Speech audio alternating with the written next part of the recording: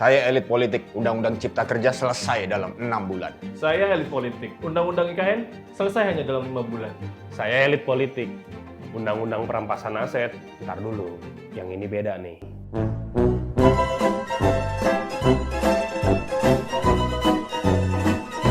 Kalian tahu nggak sih, penyusunan Undang-Undang Cipta Kerja selesai kurang dari 6 bulan.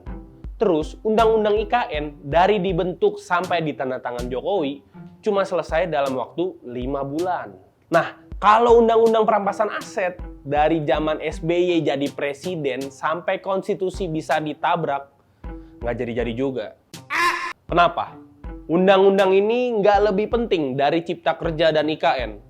Atau bakal banyak nih yang dirugikan kalau undang-undang ini disahkan?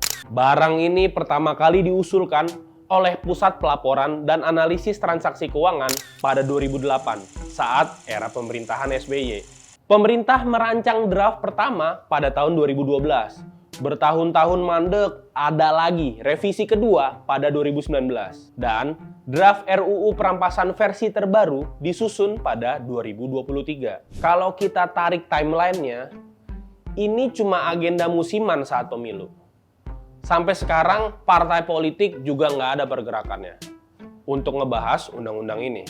Dari penelusuran Tempo, ada 2 pasal yang bisa meresahkan politikus. Pertama, poin di pasal 5 soal kriteria aset tindak pidana yang bisa dirampas walaupun sudah dihibahkan. Sampai keuntungan ekonomi yang dihasilkan dari aset itu bisa dirampas juga. Lalu yang kedua ada pasal 7 nih, yang menyatakan harta pelaku bisa dirampas meski sudah meninggal atau melarikan diri.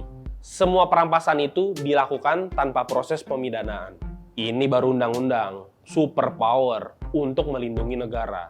Jangan pejabatnya yang overpower, tapi buat melindungi diri sendiri. Tapi lagi-lagi, ini undang-undang bisa diakalin biar menguntungkan pihak tertentu. RUU ini bisa berbalik arah jadi alat untuk melanggengkan oligarki. Lihat aja KPK. Dulu harapan bangsa, sekarang bikin harap-harap cemas. Dulunya Gedung Merah Putih itu independen, sekarang jadi rumpun kekuasaan eksekutif setelah undang-undangnya direvisi. KPK sekarang cuma jadi senjata doang buat mereka yang nggak sejalan sama penguasa. Lu nurut, lu aman. Lu rese, masuk tahanan. Kewenangan penyidik dalam RUU perampasan aset harus diatur. Penegak hukum misalnya, cuma boleh menyita aset koruptor lewat persetujuan pengadilan.